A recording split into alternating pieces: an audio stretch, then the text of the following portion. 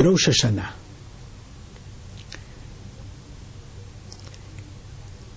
The prayer which is most striking, meaningful, and even frightening is Unetana Tokef. The prayer which we all know as speaking of God sitting on his throne of judgment and everyone passing before him, Kivnei Maron. A difficult statement which stems from the Mishnah in the tractate Rosh Hashanah on page 16. And this word, this term that everyone passes before God in judgment, Kivnei Maron, must be explained. And the prayer goes on to say, on Rosh Hashanah it is inscribed, and on Yom Kippur it is sealed. Mi bekitzo, mi lo bekitzo, whose time is up and whose time is not up, who will be born and who will pass away, who will live and who will die.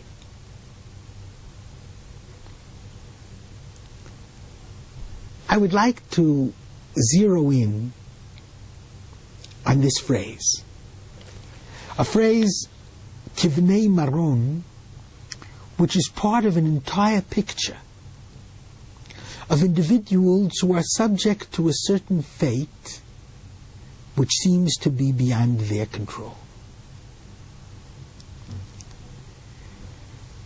And although we understand very well that there is a God who is interested in everything that happens in the world, who oversees everything, who promises us that he will step in to make certain that the Jewish people will never be destroyed, and that we will ultimately return to Israel, to Zion, and through us will come world redemption. Nevertheless, there is a great deal that happens in the world that seems to be a matter of happenstance. Genes. Being in the wrong place at the wrong time. Nature gone amok with an earthquake or a tsunami. The Gemara in Moed Katan puts it very well. The Gemara says, Mizone, Chaye, Ubane. Our sustenance, the amount of lives, the amount of years that we live, whether or not we have children, and even whether or not we have nachat from those children. La b'zchuta tal yamilta is not dependent upon our merit, but b'mazala tal yamilta, it's dependent upon luck, upon that fate. Schar mitzvah b'hayal moleka, the major view in the Talmud Bavli is that reward for the commandments is not in this world. The place of real reward and punishment is in the world to come. So however we slice it, and certainly God can step in, very often does step in, but very often doesn't step in. And the mystery of life is bound up in what seems to be the fate, the gzardin, the decree within which every human being lives. And then the prayer Unetana Tokef, citing the Mishnah on page 16 in the tractate Rosh Hashanah. The prayer tells us how everyone passes before God, Kivnei Maron, on Rosh Hashanah. The more scholarly view says that Kivnei Maron is really Kivenu Maron,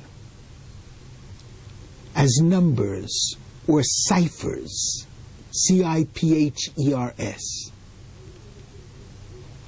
God counts us and looks at us. and each has his specific decree written upon him.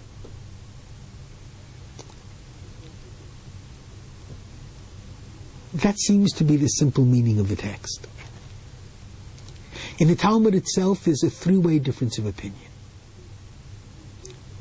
The first opinion says that kivnei maron means like sheep. And if you look at sheep, the sheep, when they're going in a group,